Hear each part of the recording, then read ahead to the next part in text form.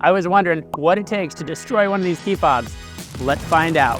1, 2, 3, 4, 5. I've wondered about the washing machine. For this test, I actually want to try this brand new Ram logo key fob against the aftermarket one from Tom's Key Company. Let's see if either of them still work after they run through the washing machine.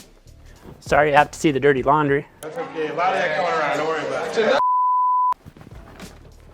We put the Ram logo in one pocket, the aftermarket in the other pocket. Once the washing machine is done, I'll be back in an hour or so, and let's see if these keys still work. 1 hour later. All right, we gotta find these keys. Oh, there's one. Ah, here's the other one. Let's see how they look inside. Here's the aftermarket one. Oh, I see water around the edges. Battery's got some water behind it. All right, this was definitely much harder to get open. Looks like it's completely dry inside. Definitely looks a lot better. Let's try the OEM one. Unlock, let's try remote start. There, it's firing up. How about remote start? Nope. So it looks like half the buttons are no longer working on this aftermarket fob. Let's see if they both start the ignition. Here we go, here's the OEM Ram one. Yep, engine starts just fine. This aftermarket one, half the buttons stopped working. Engine starts up well. There you have it, the seal on the aftermarket definitely was not as good as the OEM, but it generally still works, and maybe if it dries a little more, maybe these other two buttons will start working again. What's the highest you've ever dropped a key from? Let's see what happens from up on the roof. Here we go, in 3, 2, 1. Is that all you can do? So, it popped open, but it snapped back together. Let's see if it still works. Okay, here we go. Still works. Since falling off the roof did nothing, I thought we need to send this up a little higher. So I grabbed a Slingshot. I haven't used one of these since I was a kid. Let's see if I can launch this thing up. Whoa, ha! That did nothing. All right.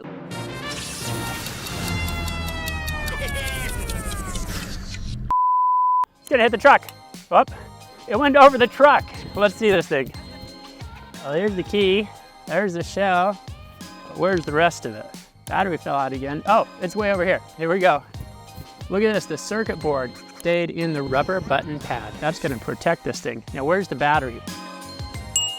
Ah, here's the battery. Okay, let's put this thing back together. Really easy to snap these guys back in place if it's still gonna work. Okay, cat's out of the bag. This thing still works. You launched it way up there, it still works. Since shooting it up in the air isn't destroying this, let's see what happens if I launch it.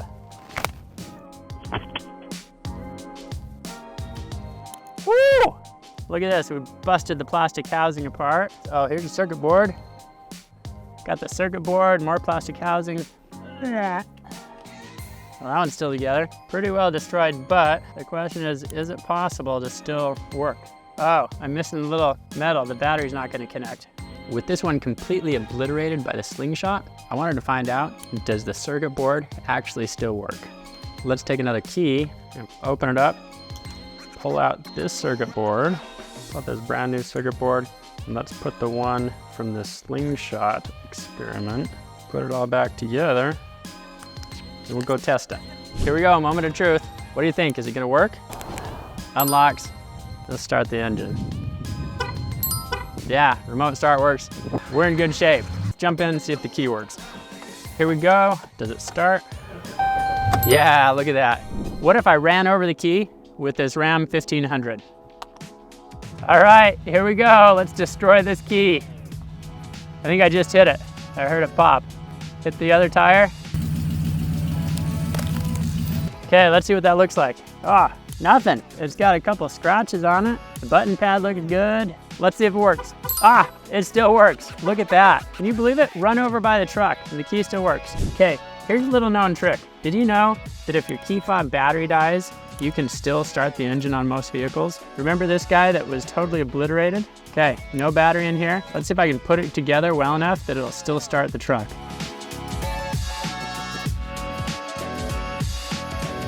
Here we go. Ah, look at that. An obliterated key fob still started the engine. You might be wondering how I got so many key fobs for this Dodge Ram. Two ways. One, check out this video where the Ram dealership ripped me off when I went to make another key fob at the dealership. And then, with the help of Tom's Key Company, it's super easy to make a spare key without leaving home. I'm gonna time myself making the spare key fob right here in my driveway.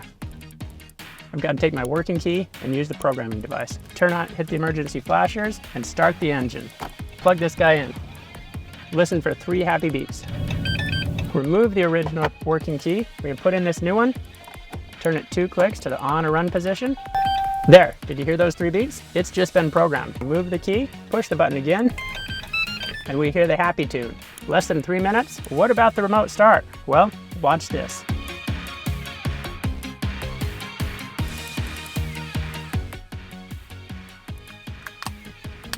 There we go, remote start as well. After seeing that the Ram fob held up much better to the washing machine than this aftermarket one, I want to see how the buttons perform as I get farther away from the truck. But first, let me put in brand new batteries into each of these to make it a fair test. I have the OEM Ram fob in this hand, the aftermarket in this hand. I'm all the way across the parking lot. Here's the OEM one. Still works. Here's the aftermarket one. Huh. All right, let's keep going across the park. Here's the Ram one. Here's the aftermarket one. Still working. We gotta get farther. All right, I don't know how far I am. Well across the park. Okay, here's the Ram fob. I hear it beeping. Here's the aftermarket fob. It is not beeping. The Ram one had a little farther range, but not that much farther. Here's the aftermarket one. There, you see that? I took maybe 8 or 10 steps and it's back in range. Let's go try the blowtorch. Let's see what happens when a blowtorch hits the key. Whoa, look at that. Let's cool this thing off. Let's see if it'll still work. Ah, look at that. Still works. Let's have at it some more. Oh yeah, look at that.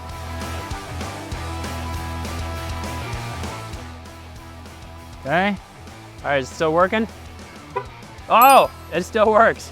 Ah, the case is a little hot. Fresh from the oven. Okay, I'm curious if this will start the engine. Let's jump in and see. Okay, it's a little hot to the touch. Oh yeah, look at that.